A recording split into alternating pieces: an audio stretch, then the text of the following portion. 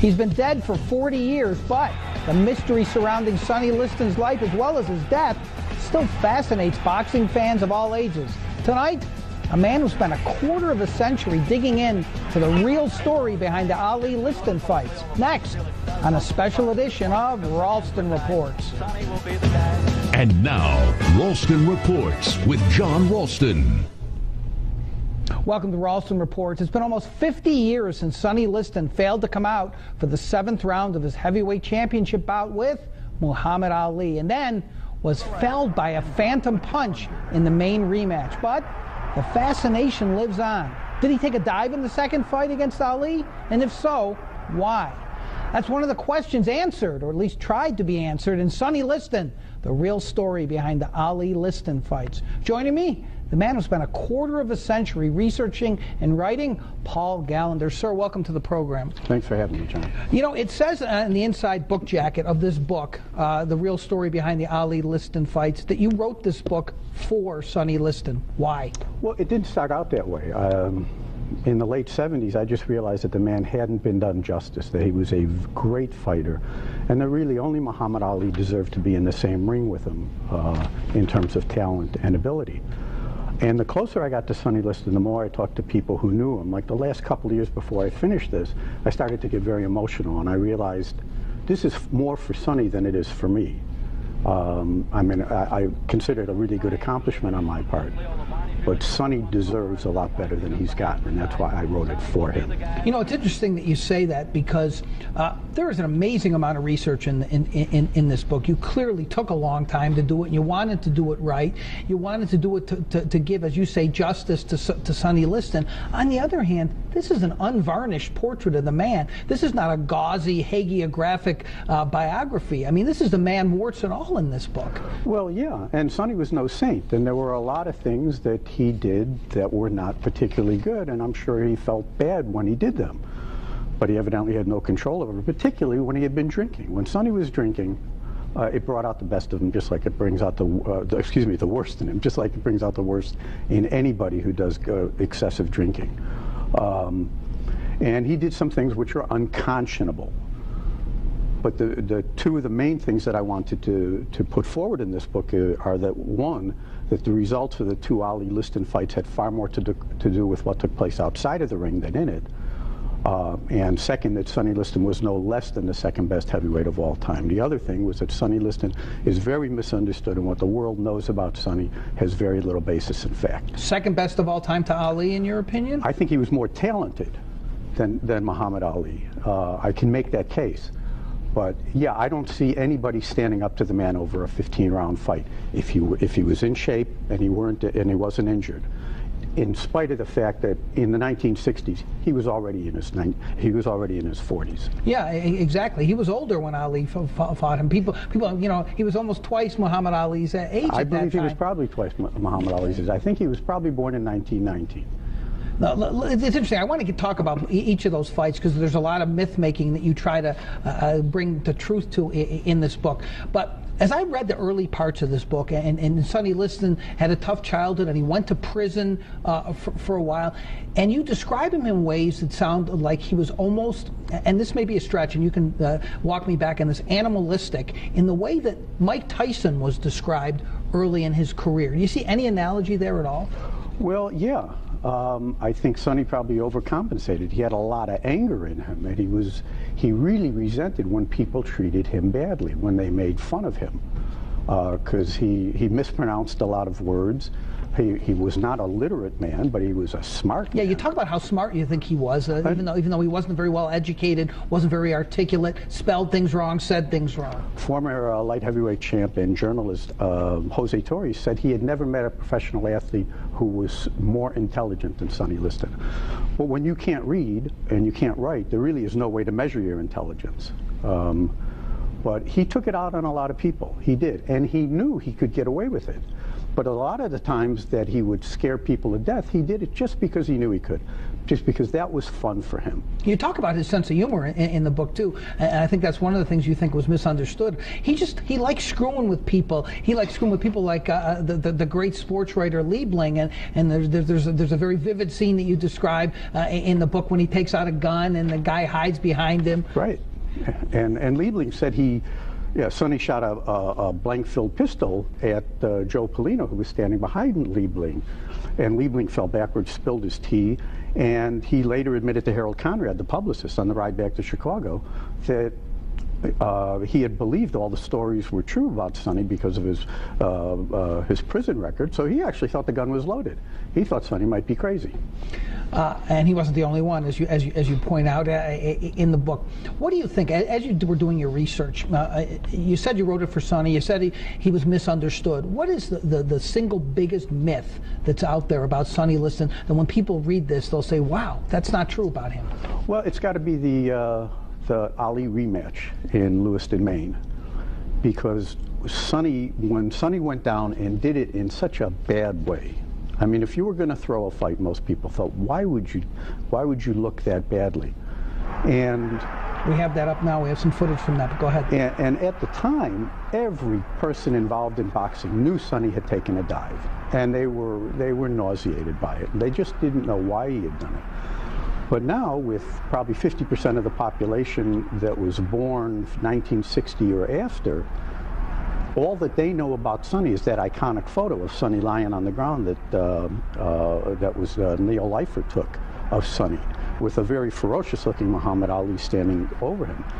A very uncharacteristically ferocious-looking Ali, because Ali knew that he hadn't punched him hard enough for him to go down. He was screaming at him, "Get up, you yellow bum, nobody will believe this."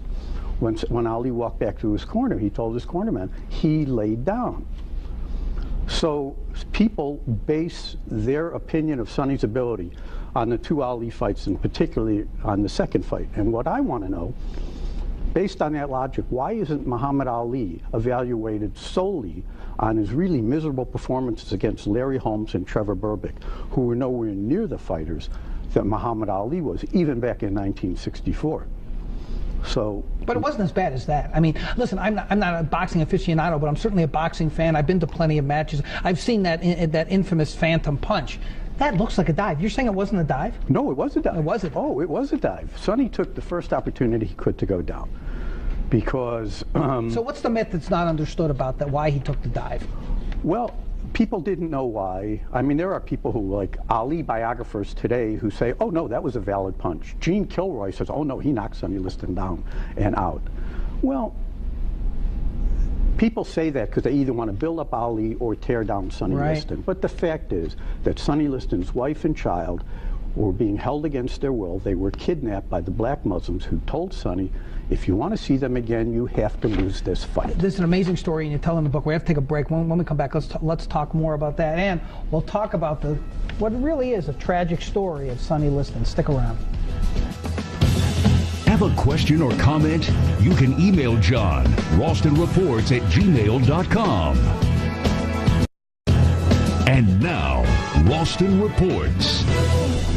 Welcome back across Nevada to Ralston Reports. We're taking a departure, and a pleasant departure, away from politics tonight to talk about something that has mystified boxing fans for many, many decades, and that's the life and death of the great Sonny Liston. Paul Gallagher worked more than a quarter of a century to get the truth out in a new book that's called Sonny Liston, The Real Story Behind the Ali Liston Fights.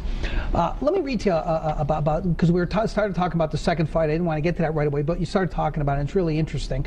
A number of theories have been floated about that second fight. As you know, Liston was in debt to the mafia, threw the fight to pay it off. He was afraid black Muslim extremists angered Ali over a falling out with Malcolm X might kill him by mistake. But sports writers like Tex Mall of Sports Illustrated, Lou Eisen, and others are certain the one punch in question was more than enough to take out Liston, who was older and out of shape. This is from Time magazine. In his cover story in the June 7, 1965 issue of SI, that's Sports Illustrated, for example, Mall wrote that, quote, the knockout punch itself was thrown with amazing speed that differentiates Clay, as he was still called, Cassius Clay, then by most in the media, from any other heavyweight. He leaned away from one of Liston's ponderous pawing left jabs, planted his left foot solidly, and whipped his right hand over Liston's left arm and into the side of Liston's jaw. The blow had so much force, it lifted Liston's left foot, upon which most of his weight was resting, well off the canvas. Quote, he knocked out Big Sonny Liston, the magazine asserted elsewhere in the same issue, quote, with a punch so marvelously fast, excuse me, that almost no one believed in it, but it was hard and true. You're chuckling. Yeah, Tex Small was a mean-spirited person, and basically nobody liked him. But that article, he said there was no doubt, absolutely, that Sonny had been knocked out. Muhammad Ali was not a puncher. I remember when I talked to Eddie Futch, the great trainer, he was talking about that fight, and he says, Ali was not a puncher. Please believe me. I've got it on tape. Ali was not a puncher, and I know he wasn't. Well, anyone who's watched Ali knows that's not what he was known for. He was pulling back, he was on his toes, and it was a 6-inch punch. Now, a 6-inch punch, properly situated from a good fighter like Sonny Liston, could knock somebody down. But Sonny dropped his left hand, and he was inviting the punch. The backdrop prior to Sonny's wife and son being kidnapped was that, yes, Malcolm X had been assassinated, and Elijah Muhammad had really broken from Malcolm X. Ali was very close to Malcolm X, but he sided with Elijah Muhammad. When Malcolm got assassinated, that very night there was a fire in Ali's apartment, and his wife at the time thought that the Muslims were sending a clear message to Ali that he should not get out of line. There is so much information in terms of the fear that was palpable about the assassination rumors, both in Boston and then in Lewiston, Maine, when the fight got moved, that that Muslims that were loyal to Malcolm were coming to Maine to assassinate Ali. And Sonny believed him. Ali believed him. And there's a lot of quotes in the book out of their own mouths, obviously, that support that. And there were a couple of quotes that Sonny said to reporters. He said, well, what's there for me to worry about? They're coming to get him. And then shortly after that, Sonny says, they're coming to get him, not me, right? So Sonny was afraid of, he couldn't understand Muslims, and he was afraid of crazy people. And he thought Ali, and he thought Muslims in general were crazy because he just couldn't understand them. The real tragedy was that the originally scheduled rematch was set for November 16th, 1964 in Boston, and Sonny was in the best shape of his life. And Ali got the hernia. 3 days before, on Friday the 13th. And that effectively ended Sonny's chances, because here's a 45-year-old man who had worked and worked and worked. And there are rumors, which I don't believe, that the hernia was faked, because all of the Muslims says, this guy's in such great shape, he's going to kill you. But how are you so sure that your version of what happened in that second fight is true, that Liston did that because he was in fear for the lives of his family? How are you so sure? Well, I talked to a woman who was close friends with both the Listons and the Lewises, and she couldn't find Geraldine. She was very close to Geraldine on the day. That's Sonny's wife, in case people don't know. Right, excuse me, yeah. They were very close, and she was up with her husband and her daughter up in Lewiston, Maine, and on the day of the fight, she couldn't get in touch with Geraldine. And she was worried about it. So she says to Martha Lewis, Joe's wife, Martha, I'm worried. I can't find Geraldine. You know, what could be wrong? She's not picking up her phone. And so Martha says, well, Marilyn, the black Muslims have her and the boy, and Sonny's got to lose the fight if he wants to see them again. Is that first-hand information? No, but that's about as close as you can get, because what happened, I'm certain, is that Sonny told Joe Lewis, because they were very close. Joe told his wife, and Martha told Marilyn. All right, we're going to take a break. We're going to talk more about the life and death of the great Sonny Liston. Paul Gallender has a new book out. It's worth a read. An amazing amount of research, some great vignettes. Stick around. Stay up to date on upcoming programs and join the discussion on our Facebook page at facebook.com/Ralston Reports. And now, Ralston Reports. Welcome back across Nevada to the special edition of Ralston Reports. I like to talk a lot about the brutality of politics on this program, but the brutality of boxing is really something else, and the brutality in the life of Sonny Liston has been documented by Paul Gallender. He's been working more than a quarter century to get the research for his book, Sonny Liston, the real story behind the Ali-Liston fights. I want to go back to some of the stuff early on in the book, and your physical description of Liston is like this guy with this gigantic hands, and you understand why he would have been so powerful. Not only the descriptions of how he moved in the ring and all, but these hands that it was almost frightening to think about as you described. He had these mammoth hands, right? Everybody who ever met him in person, that's the first thing they tell me, his hands. They couldn't believe it. I had somebody say to me, I saw his hand wrapped. It was just before a fight because his father was the ringside physician taking his vitals. He said it occurred to me that if he hit me in the face, he would hit me in my entire face. The man was born to be a fighter, with the perfect fighter's body, the perfect fighter's temperament, and unfortunately the perfect fighter's upbringing. Well, he didn't have the perfect fighter's temperament in the sense that you talk a lot about how when he fought angry, he did not fight as well as he should have. It's like what they used to say, the opposite of what they used to say about John McEnroe in tennis. When he got angry, he played better. When a fighter gets angry, they start flailing, they punch too hard, right? That happened to him in several fights. Well, it happened to him in the Eddie Machen fight. Right. Eddie Machen actually kissed him on the neck. That really infuriated Sonny. It happened in the first Ali fight. The only fighter I know that could fight angry and infuriated was Muhammad Ali, because he thought that both Floyd Patterson and Ernie Terrell had insulted him because they wouldn't call him by his new name, and they demeaned his religion. And he went into the ring and he wanted to inflict some serious damage, but he was very, very poised. Right. You don't want to fight on a street fight. If you fight angry, yeah, it's better. Well, what's interesting about this book, and it really sells it short, I think, the real story behind the Ali-Liston fights, you tell in great detail about the incredible corruption of boxing early in Liston's career, especially the congressional hearings, the influence of the mob, and how he was essentially tainted by that for his entire career. I mean, I used the word earlier, tragic story of Sonny Liston. I mean, the associations with nefarious characters, the bad luck that he had in timing of some of these fights. Right. I mean, it really is a tragic story. Yeah, and Sonny caught the brunt of the mob associations because the most important individual title in all of sports was the heavyweight championship. The mob ran boxing through the 30s, the 40s, and much of the 50s, mainly because they had control over the managers. Managers could not get a fight, a big-name fight for their fighter, unless they paid off these guys and promised to cut them in on their purse, on part of the fighter's contract, if that fighter was to win the title. Mm-hmm. So along with Jim Norris, who owned all of the arenas, yeah, they pretty much dictated what went on at the higher levels. Not only dictated what managers would be in play and what wouldn't, but they dictated the outcomes of fights, right? Well, yeah, especially in the 30s and the 40s, and some in the 50s.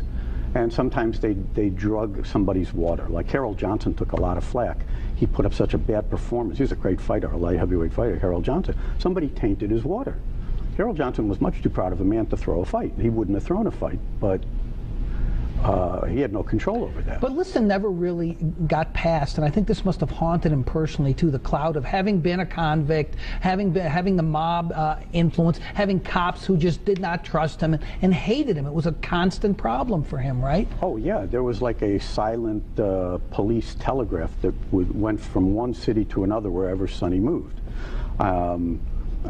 He got stopped 25 days in a row in Denver, and he loved Denver, by the same two cops. And his sparring partner said that they thought it was a joke. He said it made him ashamed to be from Denver. But the press hated him because Sonny did not like to talk. He used to say, I don't talk to my wife. Why would I talk to a man? And they would keep repeating the same old questions. They would never get past the fact that he was an ex-con. So Sonny really, he did what he knew he had to do. He would answer as few questions as possible. And that treatment even turned African Americans against Sonny. Right, that is another sad part of the story that you tell. Let's take another break. As with all stories, especially stories with boxers, there's a Vegas angle. I want to talk about the Vegas connection to Sonny Liston and his death. We'll ask Paul Gallender about that when we return. Find archive programs by going online to mynews3.com and clicking on Ralston Reports. Welcome back across Nevada to Ralston Reports. How nice to take a break from politics and talk about real life, the real tragic life of Sonny Liston. There's a new book out, and we have the author right here on Ralston Reports talking about it. Of course, there's always a connection to Vegas, and Sonny Liston spent time in Las Vegas, was very close to a guy named Ash Resnick, whose daughter, I have to say, is the producer of this program. I think she has a connection to every story in Vegas, too. But Ash Resnick is a guy I wish I had met because he sounds like just a fascinating character, and he was very close to Sonny Liston. Yeah, he was, when Sonny came out here, he spent a lot of time with Ash. Ash got him to buy the Kirk Kerkorian's house in the development that they lived in. And before that, everybody was real friendly in that development to the Resnicks. But they didn't like the fact that a black family had moved there. Right. And they thought, well, now that if Sonny Liston is moving here, what's next? Joe Louis? And in fact, Joe Louis did move in there after that. I had the pleasure of talking to Ash a couple of times. And he was, when an athlete came to Las Vegas in the 60s and the 70s and the 80s, I guess, you would find them around Ash. Who was a former athlete himself. He was a professional basketball player. Yeah. He loved athletics. He loved sports. He was essentially, I mean, we talk about these fights that took place in Maine. Think about that today, talking about a fight. Ash Resnick helped really to bring boxing to Las Vegas. Yeah, he promoted the first heavyweight championship fight here, and something like 19 or 20 big fights that he promoted here. So he was a real big figure in Las Vegas, and like I said, it was a pleasure talking to him. He was like an uncle to me. And of course, he was close to Harry Reid and a lot of other folks. As I said, I wish I had met Ash Resnick. Talk about the end of Sonny Liston's life and how he died, and to some extent the mystery and the myth-making around that too. What's really unfortunate is that apart from the Lewiston fight and what happened in that, what people want to know about, what was Sonny Liston killed? What happened? Well, that was never a priority of mine. What I did do is address all of the various rumors, and there are like 4 major rumors as to why somebody might have killed Sonny Liston. Real quickly, we're running out of time. Tell me what. Well, tell me what you think. I concluded that he had suffered a heart attack because he had been in a hospital in December of the year that he died. He died in late December. His body was found about a week later in early January when his wife came home. And so he did have heart problems. He was doing drugs. I don't think he was shooting them because he hated needles. And when you're in really good shape and you do drugs, I think it has a more difficult effect on your body. Right. The fact that he was there for so long and nobody reported his death, I think leads to, enhances the rumors that somebody may have killed Sonny. Somebody may have killed him, but there's no statute of limitations on murder. And frankly, I think if somebody did kill Sonny, he probably wasn't surprised by it. Why would they have killed him? He was involved in a drug trade, and there was evidently a big drug raid that he had been warned about through the sheriff warned Lem Banker to tell your friend Sonny to stay away from the house. The big better Lem Banker, in case people don't know who he was. Oh yeah, Lem Banker. Well, we're actually out of time, Mr. Gallen. There's an amazing amount of research in this book. Sonny Liston, the real story behind the Ali Liston fight. I have to tell you, even if you're not a big boxing fan, the human story in here is really something. You've told it marvelously well. Can I just say one thing? We're out of time. I'm sorry. Thanks for coming on the program. On the next Ralston Reports, more of the issues that matter to you from people in the know. Thanks for watching.